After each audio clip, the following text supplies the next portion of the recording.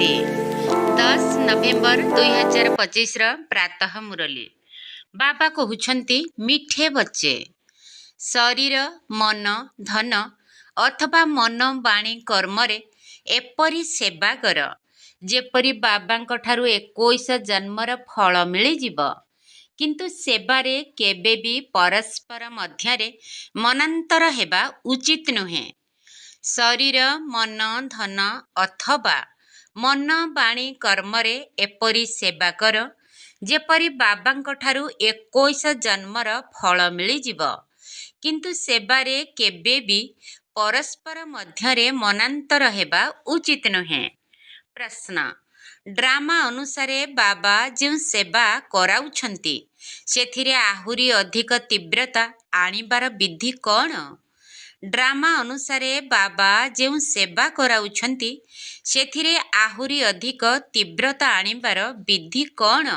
उत्तर परस्पर मध्यरे एकमत रहू केबे कौनसी खिटपिट न हेउ जदि खिटपिट हेब तेबे सेवा कौन करिब सेथिपाई परस्पर सहित मिसी संगठन करी निष्पत्ति कर परस्परर सहयोगी हुआ।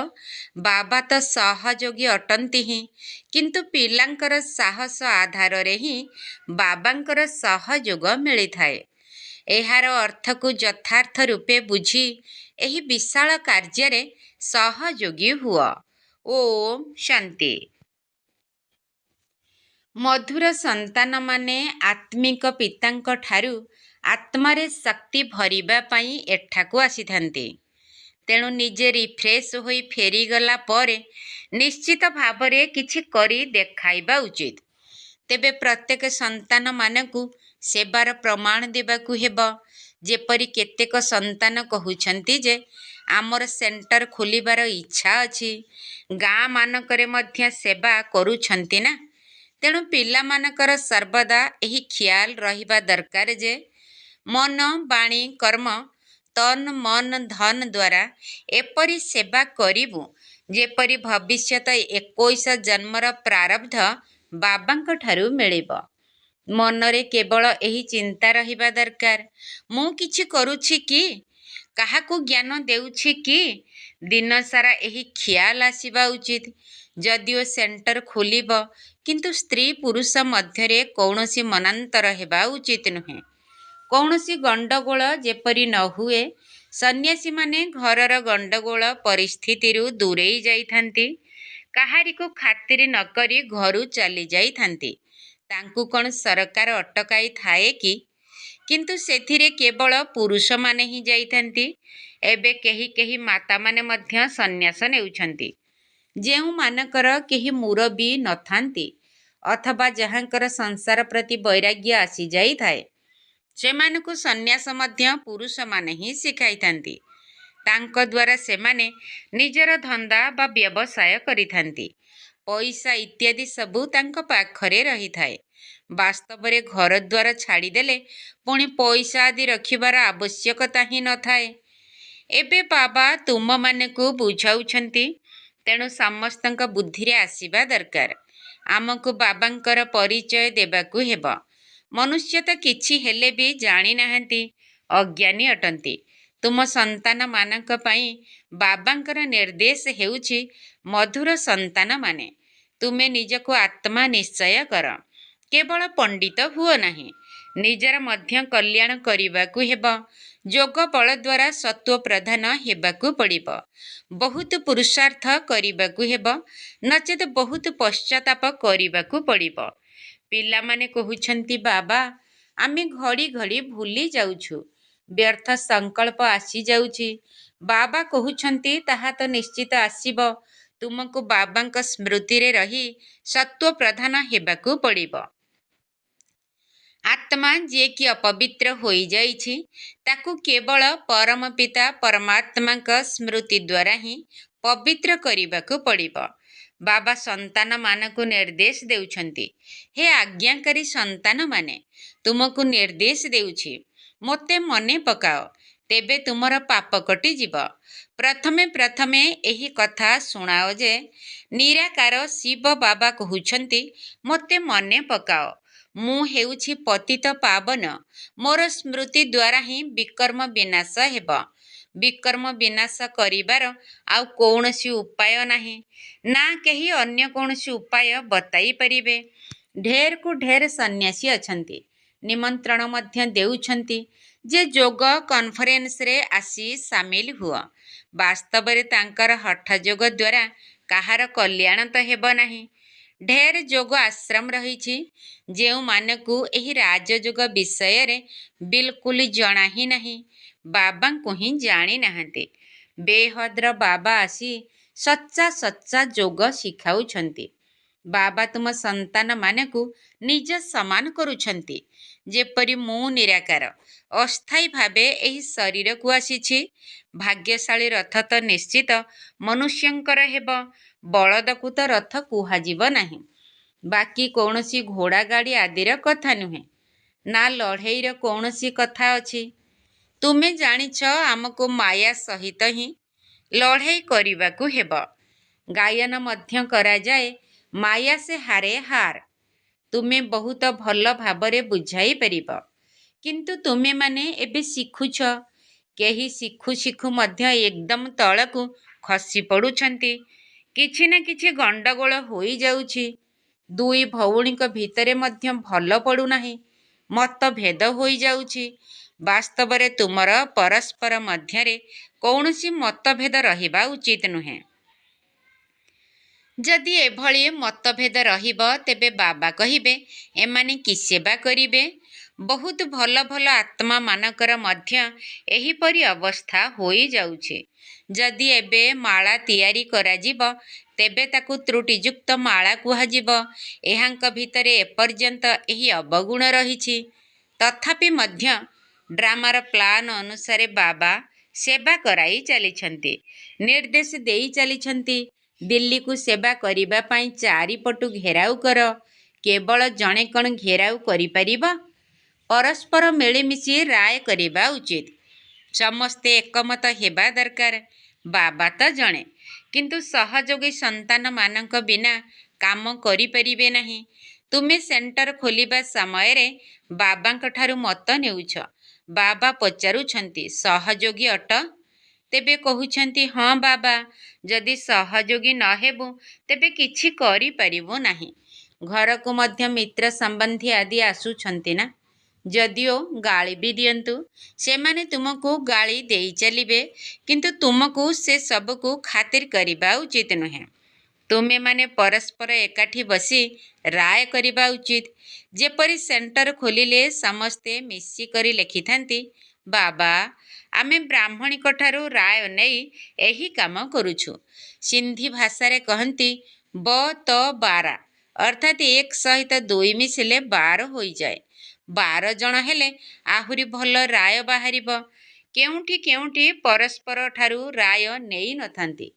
ବାସ୍ତବରେ ଏପରି କଲେ କୌଣସି କାମ ହୋଇପାରିବ କି? ବାବା କହୁଛନ୍ତି, ଯେପର୍ଯ୍ୟନ୍ତ ପରସ୍ପର ମଧ୍ୟରେ ସଂଗଠନ ହିଁ ନାହିଁ, ତେବେ ତୁମେ ଏତେ ବଡ଼ କାର୍ଯ୍ୟ କିପରି କରିପାରିବ? ଛୋଟ ଦୋକାନ ବଡ଼ ଦୋକାନ ମଧ୍ୟ ଥାଏ ନା, ପରସ୍ପର ମିଶି ସଂଗଠନ ତିଆରି କରିଥାନ୍ତି। ଏପରି କେହି କହନ୍ତି ନାହିଁ, ବାବା ଆପଣ ସହଯୋଗ ଦିଅନ୍ତୁ। ପ୍ରଥମେ ତ ସହଯୋଗୀ ବାହାର କରିବା ଦରକାର। ପୁଣି ବାବା କହୁଛନ୍ତି, ସାହସ ପିଲାମାନଙ୍କର, ସହଯୋଗ ବାବାଙ୍କର। ପ୍ରଥମେ ତ ନିଜକୁ ସହଯୋଗୀ କରାଅ। ବାବା, ଆମେ ଏତିକି କରିଲୁ, ବାକି ଆପଣ ସହଯୋଗ ଦିଅନ୍ତୁ। ଏପରି ନୁହେଁ ଯେ ପ୍ରଥମେ ଆପଣ ସହଯୋଗ କରନ୍ତୁ। ହିମ୍ମତେ ମର୍ଦା, ହିମ୍ମତ ପିଲାମାନଙ୍କର, ସହଯୋଗ ବାବାଙ୍କର। ଏହାର ଅର୍ଥକୁ ମଧ୍ୟ ବୁଝୁନାହାନ୍ତି। ପ୍ରଥମେ ତ ପିଲାମାନଙ୍କର ସାହସ ଦରକାର। କିଏ କିଏ କେଉଁ ସହଯୋଗ ଦେଉଛନ୍ତି, ସାରା ହିସାବ ଲେଖିବା ଦରକାର।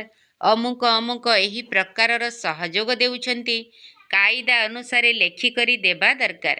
ବାକି ଏପରି କ'ଣ ଜଣେ ଜଣେ କହିବେ ଯେ ଆମେ ସେଣ୍ଟର ଖୋଲୁଛୁ, ସହଯୋଗ ଦିଅ, ଏମିତିରେ କ'ଣ ବାବା ଖୋଲି ପାରିବେ ନାହିଁ କି? କିନ୍ତୁ ଏପରି ତ ହୋଇପାରିବ ନାହିଁ। ସଂଗଠନର ସଦସ୍ୟମାନେ ପରସ୍ପର ସହିତ ମିଶିବା ଦରକାର। ତୁମମାନଙ୍କ ଭିତରେ ମଧ୍ୟ କ୍ରମାନ୍ୱୟରେ ରହୁଛନ୍ତି ନା? କେହି କେହି ତ ବିଲକୁଲ କିଛି ହେଲେ ବି ବୁଝୁନାହାନ୍ତି। କେହି କେହି ବହୁତ ହର୍ଷିତ ରହୁଛନ୍ତି। ବାବା ତ ଜାଣିଛନ୍ତି ଏହି ଜ୍ଞାନରେ ବହୁତ ଖୁସି ରହିବା ଦରକାର। କେବଳ ଜଣେ ହିଁ ବାବା, ଶିକ୍ଷକ, ଗୁରୁ ମିଳିଛନ୍ତି। ତେଣୁ ଖୁସି ହେବା ଦରକାର ନା। ଦୁନିଆରେ ଏହି କଥାକୁ କେହି ହେଲେ ଜାଣିନାହାନ୍ତି। ଶିବ ବାବା ହିଁ ଜ୍ଞାନର ସାଗର, ପତିତ ପାବନ, ସମସ୍ତଙ୍କର ସଦ୍ଗତି ଦାତା ଅଟନ୍ତି। ସମସ୍ତଙ୍କର ପିତା ମଧ୍ୟ ଜଣେ। କିନ୍ତୁ ଏକଥା ଆଉ କାହାରି ବୁଦ୍ଧିରେ ନାହିଁ। ଏବେ ତୁମେ ସନ୍ତାନମାନେ ଜାଣୁଛ, ସେ ହିଁ ଜ୍ଞାନର ସାଗର, ମୁକ୍ତିଦାତା, ଗାଇଡ୍ ଅଟନ୍ତି। ତେଣୁ ବାବାଙ୍କ ମତରେ ଚାଲିବାକୁ ପଡ଼ିବ। ପରସ୍ପର ମଧ୍ୟରେ ମିଳିମିଶି ରାୟ କରିବା ଉଚିତ। ଖର୍ଚ୍ଚ କରିବାକୁ ପଡ଼ିବ। ଜଣଙ୍କ ମତରେ ତ କାର୍ଯ୍ୟ ଚାଲିପାରିବ ନାହିଁ। ସେଥିପାଇଁ ସମସ୍ତଙ୍କର ସହଯୋଗ ଦରକାର। ଏହିଭଳି ବୁଦ୍ଧି ମଧ୍ୟ ଥିବା ଆବଶ୍ୟକ ନା। ତୁମ ସନ୍ତାନମାନଙ୍କୁ ଘରେ ଘରେ ସନ୍ଦେଶ ଦେବାକୁ ହେବ। କେହି କେହି ପଚାରୁଛନ୍ତି, ବିବାହ କାର୍ଯ୍ୟରେ ଯୋଗ ଦେବା ପାଇଁ ନିମନ୍ତ୍ରଣ ମିଳିଛି, ଯିବୁ? ବାବା କହୁଛନ୍ତି, କାହିଁକି ନ ଯିବ? ଯାଅ, ସେଠାକୁ ଯାଇ ନିଜର ସେବା କର, ବହୁତଙ୍କର କଲ୍ୟାଣ କର। ତୁମେ ଭାଷଣ ମଧ୍ୟ କରିପାରିବ। ମୃତ୍ୟୁ ସମ୍ମୁଖରେ ଦଣ୍ଡାୟମାନ। ସେଥିପାଇଁ ବାବା କହୁଛନ୍ତି, ମୋତେ ମନେ ପକାଅ। ଏଠାରେ ସମସ୍ତେ ପାପ ଆତ୍ମାମାନେ ଅଟନ୍ତି। ବାବାଙ୍କୁ ଗାଳି ଦେଇ ଚାଲିଛନ୍ତି। ବାବାଙ୍କ ଠାରୁ ତୁମକୁ ବିମୁଖ କରାଇ ଦେଉଛନ୍ତି। ଗାୟନ ମଧ୍ୟ ରହିଛି, ବିନାଶ କାଳେ ବିପରୀତ ବୁଦ୍ଧି। ଏକଥା କିଏ କହୁଛନ୍ତି? ବାବା ନିଜେ କହୁଛନ୍ତି। ମୋ ସହିତ କାହାର ହେଲେ ପ୍ରୀତି ବୁଦ୍ଧି ନାହିଁ। ବିନାଶ କାଳେ ବିପରୀତ ବୁଦ୍ଧି ହୋଇଯାଇଛି। ମୋତେ କେହି ଜାଣି ହିଁ ନାହାନ୍ତି। ଯାହାଙ୍କର ପ୍ରୀତି ବୁଦ୍ଧି ଅଛି, ଯିଏ ମୋତେ ମନେ ପକାଉଛନ୍ତି, ସେ ହିଁ ବିଜୟୀ ହେବେ। ପ୍ରୀତି ଥିଲେ ମଧ୍ୟ ଯଦି ଯୋଗ କରୁନଥିବେ, ତେବେ କମ୍ ପଦ ପାଇବେ। ବାବା ପିଲାମାନଙ୍କୁ ନିର୍ଦ୍ଦେଶ ଦେଉଛନ୍ତି। ମୂଳ କଥା ହେଲା ସମସ୍ତଙ୍କୁ ସନ୍ଦେଶ ଦେବାକୁ ହେବ। ବାବାଙ୍କୁ ମନେ ପକାଇ ପବିତ୍ର ହୋଇ ପବିତ୍ର ଦୁନିଆର ମାଲିକ ହୁଅ। ଡ୍ରାମା ଅନୁସାରେ ବାବାଙ୍କୁ ବୃଦ୍ଧ ଶରୀରର ଆଧାର ନେବାକୁ ହିଁ ପଡ଼ୁଛି ଏବଂ ତାହା ମଧ୍ୟ ବାନପ୍ରସ୍ଥ ଅବସ୍ଥାରେ ପ୍ରବେଶ କରୁଛନ୍ତି। ମନୁଷ୍ୟମାନେ ମଧ୍ୟ ବାନପ୍ରସ୍ଥ ଅବସ୍ଥାରେ ହିଁ ଭଗବାନଙ୍କ ସହିତ ମିଶିବା ପାଇଁ ପରିଶ୍ରମ କରିଥାନ୍ତି। ଭକ୍ତିରେ ତ ଭାବିଥାନ୍ତି ଜପ ତପ ଆଦି କରିବା ଏସବୁ ଭଗବାନଙ୍କ ସହିତ ମିଶିବାର ରାସ୍ତା ଅଟେ। କେବେ ମିଳିବେ ଏକଥା କିଛି ହେଲେ ଜଣା ନାହିଁ। ଜନ୍ମ ଜନ୍ମାନ୍ତର ଭକ୍ତି କରି ଆସିଛନ୍ତି। ବାସ୍ତବରେ ଭଗବାନ ତ କାହାକୁ ମିଳୁନାହାନ୍ତି। ଏକଥା ଜାଣି ନାହାନ୍ତି ଯେ ବାବା ସେତେବେଳେ ଏଠାକୁ ଆସିବେ ଯେତେବେଳେ ପୁରୁଣା ଦୁନିଆକୁ ନୂଆ କରିବାକୁ ହେବ। ବାବା ହିଁ ରଚୟିତା ଅଟନ୍ତି। ଚିତ୍ର ତ ରହିଛି, କିନ୍ତୁ ତ୍ରିମୂର୍ତ୍ତି ଚିତ୍ରରେ ଶିବଙ୍କୁ ଦେଖାଉ ନାହାନ୍ତି। ଶିବ ବାବାଙ୍କୁ ବାଦ ଦେଇ କେବଳ ବ୍ରହ୍ମା, ବିଷ୍ଣୁ, ଶଙ୍କରଙ୍କୁ ଦେଖାଇଛନ୍ତି। ଯେମିତିକି ମୁଣ୍ଡ କାଟି ଦେଇଛନ୍ତି। ବାବାଙ୍କ ବିନା ସମସ୍ତେ ଅନାଥ ହୋଇଯାଇଛନ୍ତି। ବାବା କହୁଛନ୍ତି, ମୁଁ ଆସି ତୁମକୁ ସନାଥ କରୁଛି। 21 ଜନ୍ମ ପାଇଁ ତୁମେ ସନାଥ ହୋଇଯାଉଛ। କୌଣସି ଅସୁବିଧା ରହେ ନାହିଁ। ତୁମେମାନେ ମଧ୍ୟ କହୁଛ, ଯେ ପର୍ଯ୍ୟନ୍ତ ବାବା ମିଳିନଥିଲେ ସେ ପର୍ଯ୍ୟନ୍ତ ଆମେ ମଧ୍ୟ ବିଲକୁଲ ତୁଚ୍ଛ ବୁଦ୍ଧି ଅନାଥ ଥିଲୁ। ତାଙ୍କୁ ପତିତ ପାବନ ବୋଲି କହୁଛନ୍ତି। କିନ୍ତୁ ସେ କେବେ ଆସିବେ ଏକଥା କେହି ଜାଣି ନାହାନ୍ତି। ନୂଆ ଦୁନିଆ ପବିତ୍ର ଦୁନିଆ ଅଟେ। ବାବା କେତେ ସହଜ ଭାବରେ ବୁଝାଉଛନ୍ତି। ତୁମମାନଙ୍କ ବୁଦ୍ଧିରେ ମଧ୍ୟ ଆସୁଛି। ଆମେ ବାବାଙ୍କର ହୋଇଛୁ, ତେଣୁ ସ୍ୱର୍ଗର ମାଲିକ ନିଶ୍ଚିତ ହେବୁ। ଶିବ ବାବା ହେଉଛନ୍ତି ବେହଦର ମାଲିକ। ବାବା ହିଁ ଆସି ସୁଖ ଶାନ୍ତିର ବର୍ଷା ଦେଇଥିଲେ। ସତ୍ୟ ଯୁଗରେ ସୁଖ ଥିଲା। ବାକି ସବୁ ଆତ୍ମାମାନେ ଶାନ୍ତି ଧାମରେ ଥିଲେ। ଏବେ ଏହି କଥାକୁ ତୁମେମାନେ ହିଁ ବୁଝୁଛ। ଶିବ ବାବା କାହିଁକି ଆସିଥିବେ? ନିଶ୍ଚିତ ନୂଆ ଦୁନିଆ ରଚନା କରିବା ପାଇଁ ଏବଂ ପତିତମାନଙ୍କୁ ପାବନ କରିବାର ଶ୍ରେଷ୍ଠ କାର୍ଯ୍ୟ ହିଁ କରିଥିବେ। କିନ୍ତୁ ମନୁଷ୍ୟମାନେ ବିଲକୁଲ ଘୋର ଅନ୍ଧକାର ଭିତରେ ରହିଛନ୍ତି। ବାବା କହୁଛନ୍ତି, ଏହା ମଧ୍ୟ ଡ୍ରାମାରେ ନିର୍ଦ୍ଧାର୍ଯ୍ୟ ରହିଛି। ତୁମ ସନ୍ତାନମାନଙ୍କୁ ବାବା ଆସି ଏବେ ଜାଗ୍ରତ କରୁଛନ୍ତି। ତୁମେ ଏବେ ସାରା ଡ୍ରାମାକୁ ଜାଣିଛ। କିପରି ନୂଆ ଦୁନିଆ ପୁଣି ପୁରୁଣା ହୋଇଥାଏ। ବାବା କହୁଛନ୍ତି, ଆଉ ସବୁ କିଛି ଛାଡ଼ି ଏକମାତ୍ର ବାବାଙ୍କୁ ମନେ ପକାଅ। ମୋର କାହା ପ୍ରତି ଘୃଣା ଭାବ ଆସୁନାହିଁ। ଏକଥା ବୁଝାଇବାକୁ ପଡ଼ୁଛି। ଡ୍ରାମା ଅନୁସାରେ ମାୟାର ରାଜ୍ୟ ମଧ୍ୟ ହେବ। ଏବେ ବାବା କହୁଛନ୍ତି, ମଧୁର ସନ୍ତାନମାନେ, ଏବେ ଏହି ଚକ୍ର ପୂରା ହେବାକୁ ଯାଉଛି। ତେଣୁ ତୁମମାନଙ୍କୁ ଏହି ସମୟରେ ଈଶ୍ୱରୀୟ ମତ ମିଳୁଛି। ତୁମମାନଙ୍କୁ ସେହି ମତ ଅନୁସାରେ ଚାଲିବାକୁ ହିଁ ହେବ। ତେଣୁ ଏବେ 5 ବିକାରର ମତରେ ଚାଲିବା ଉଚିତ ନୁହେଁ। ଅଧା କଳ୍ପ ତୁମେ ମାୟାର ମତରେ ଚାଲି ତମ ପ୍ରଧାନ ହୋଇଯାଇଛ। ଏବେ ମୁଁ ତୁମକୁ ସତ୍ତ୍ୱ ପ୍ରଧାନ କରିବାକୁ ଆସିଛି। ଏହା ସତ୍ତ୍ୱ ପ୍ରଧାନ ଏବଂ ତମ ପ୍ରଧାନର ଖେଳ ଅଟେ। ଏଥିରେ ଗ୍ଲାନିର କୌଣସି କଥା ନାହିଁ। କେହି କେହି କହୁଛନ୍ତି, ଭଗବାନ ଏହି ଯିବା ଆସିବାର ନାଟକ କାହିଁକି ରଚନା କରିଛନ୍ତି? ଏଥିରେ କାହିଁକିର ପ୍ରଶ୍ନ ହିଁ ଉଠୁନାହିଁ। ଏହା ତ ଡ୍ରାମାର ଚକ୍ର ଅଟେ, ଯାହାର ପୁନରାବୃତ୍ତି ହୋଇ ଚାଲିଛି। ଡ୍ରାମା ଅନାଦି ଅଟେ। ବର୍ତ୍ତମାନ କଳିଯୁଗ ଚାଲିଛି। ସତ୍ୟଯୁଗ ଅତୀତ ହୋଇଗଲାଣି। ଏବେ ପୁଣି ବାବା ଆସିଛନ୍ତି। ଯଦି ତୁମେମାନେ ବାବା ବାବା କହି ଚାଲିବ, ତେବେ ତୁମମାନଙ୍କର କଲ୍ୟାଣ ହେବ। ବାବା କହୁଛନ୍ତି, ଏହା ଅତି ଗୁହ୍ୟ ଏବଂ ରମଣୀୟ କଥା। କୁହାଯାଏ, ସିଂହୀର କ୍ଷୀରକୁ ରଖିବା ନିମନ୍ତେ ସୁନାର ପାତ୍ର ଆବଶ୍ୟକ। ତେବେ ବୁଦ୍ଧି ସୁନା ସଦୃଶ କିପରି ହେବ? ଆତ୍ମାରେ ହିଁ ବୁଦ୍ଧି ରହିଛି ନା। ଆତ୍ମା କହୁଛି, ମୋ ବୁଦ୍ଧି ଏବେ ବାବାଙ୍କ ଆଡ଼କୁ ରହିଛି। ମୁଁ ବାବାଙ୍କୁ ବହୁତ ସ୍ମରଣ କରୁଛି। କିନ୍ତୁ ବସୁ ବସୁ ବୁଦ୍ଧି ଅନ୍ୟ କେଉଁ ଆଡ଼କୁ ଚାଲି ଯାଉଛି ନା। ବୁଦ୍ଧିରେ ଯଦି ଧନ୍ଦା ଆଦିର କଥା ମନେ ପଡ଼ୁଥିବ, ତେବେ ତୁମମାନଙ୍କ କଥା ଶୁଣିବେ ନାହିଁ। ଏଥିରେ ବହୁତ ମେହନତ ରହିଛି। ଯେତେ ଯେତେ ମୃତ୍ୟୁ ନିକଟତର ହେବ, ତୁମେମାନେ ବହୁତ ଯୋଗଯୁକ୍ତ ହୋଇ ରହିବ। ମୃତ୍ୟୁ ସମୟରେ ସମସ୍ତେ କହିଥାନ୍ତି, ଭଗବାନଙ୍କୁ ମନେ ପକାଅ। ଏବେ ବାବା ନିଜେ କହୁଛନ୍ତି, ମୋତେ ମନେ ପକାଅ। ତୁମ ସମସ୍ତଙ୍କର ଏବେ ବାନପ୍ରସ୍ଥ ଅବସ୍ଥା ଅଟେ। ତୁମମାନଙ୍କୁ ଘରକୁ ଫେରିଯିବାକୁ ହେବ। ସେଥିପାଇଁ ମୋତେ ମନେ ପକାଅ। ଅନ୍ୟ କୌଣସି କଥା ଶୁଣ ନାହିଁ। ଜନ୍ମ ଜନ୍ମାନ୍ତରର ପାପର ବୋଝ ତୁମ ମୁଣ୍ଡ ଉପରେ ରହିଛି। ଶିବ ବାବା କହୁଛନ୍ତି, ଏହି ସମୟରେ ସମସ୍ତେ ଅଜାମେଳ ଅଟନ୍ତି। ମୂଳ କଥା ହେଲା ଯୋଗର ଯାତ୍ରା, ଯାହାଦ୍ୱାରା ତୁମେ ପବିତ୍ର ହୋଇଯିବ। ପୁଣି ଯୋଗଯୁକ୍ତ ହୋଇ ରହିବା ସହିତ ପରସ୍ପର ମଧ୍ୟରେ ସ୍ନେହ ମଧ୍ୟ ରହିବା ଦରକାର। ପରସ୍ପର ରାୟ ନେବା ଉଚିତ। ବାବା ପ୍ରେମର ସାଗର ଅଟନ୍ତି ନା। ତେଣୁ ତୁମମାନଙ୍କ ଭିତରେ ମଧ୍ୟ ବହୁତ ସ୍ନେହ ରହିବା ଦରକାର। ଦେହୀ ଅଭିମାନୀ ହୋଇ ବାବାଙ୍କୁ ସ୍ମରଣ କରିବାକୁ ହେବ। ଭାଇ ଭଉଣୀର ସମ୍ପର୍କକୁ ମଧ୍ୟ ତୁଟାଇବାକୁ ପଡ଼ୁଛି। ଭାଇ ଭଉଣୀଙ୍କ ସହିତ ମଧ୍ୟ ଯୋଗ ରଖ ନାହିଁ। ଏକମାତ୍ର ବାବାଙ୍କ ସହିତ ହିଁ ଯୋଗ ରଖ। ବାବା ଆତ୍ମାମାନଙ୍କୁ କହୁଛନ୍ତି, ମୋତେ ମନେ ପକାଇଲେ ତୁମର ବିକାରୀ ଦୃଷ୍ଟି ସମାପ୍ତ ହୋଇଯିବ। କର୍ମେନ୍ଦ୍ରିୟ ଦ୍ୱାରା କୌଣସି ବିକର୍ମ କରିବା ଉଚିତ ନୁହେଁ। ମନରେ ତୋଫାନ ତ ନିଶ୍ଚୟ ଆସିବ। ଏହା ବହୁତ ବଡ଼ ଲକ୍ଷ୍ୟ ଅଟେ। ବାବା କହୁଛନ୍ତି, ଦେଖ, ଯଦି କର୍ମେନ୍ଦ୍ରିୟ ଧୋକା ଦେଉଛି, ତେବେ ଖବରଦାର ହୋଇଯାଅ। ଯଦି ଓଲଟା କାମ କରିଦେଲ, ତେବେ ସବୁ ଖଲାସ। ଚଢ଼ିଲେ ଚାଖିବ ବୈକୁଣ୍ଠର ମାଲିକ। ମେହନତ ବିନା କ'ଣ କିଛି ହୋଇପାରିବ କି? ତେଣୁ ବହୁତ ମେହନତ କରିବାକୁ ପଡ଼ିବ। ଦେହ ସହିତ ଦେହର କେତେ ଜଣଙ୍କର ବନ୍ଧନ ନଥିଲେ ମଧ୍ୟ ନିଜେ ବନ୍ଧନରେ ବାନ୍ଧି ହୋଇ ରହୁଛନ୍ତି।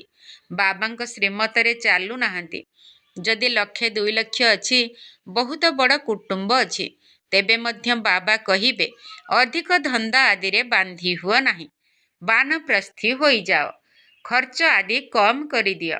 ଗରିବମାନେ ଦେଖ କେତେ ସାଧାରଣ ଭାବରେ ଚଳିଥାନ୍ତି। ଏବେ କି ଜିନିଷ ସବୁ ବାହାରିଗଲାଣି, ସେ କଥା ନ କହିଲେ ଭଲ। ସାହୁକାରମାନଙ୍କର କେବଳ ଖର୍ଚ୍ଚ ହିଁ ଖର୍ଚ୍ଚ ହୋଇ ଚାଲିଛି। ନହେଲେ ପେଟକୁ କ'ଣ ଦରକାର? ପାଏ 250 ଗ୍ରାମ ଅଟା, ବାସ୍। ଆଚ୍ଛା, ମିଠା ମିଠା ଶିକିଲ ଦେ ସନ୍ତାନମାନଙ୍କ ପ୍ରତି ମାତା ପିତା ବାପ ଦାଦାଙ୍କର ମଧୁର ସ୍ନେହ ସମ୍ପନ୍ନ ଶୁଭେଚ୍ଛା ଏବଂ ସୁପ୍ରଭାତ। ଆତ୍ମିକ ପିତାଙ୍କର ଆତ୍ମିକ ସନ୍ତାନମାନଙ୍କୁ ନମସ୍ତେ।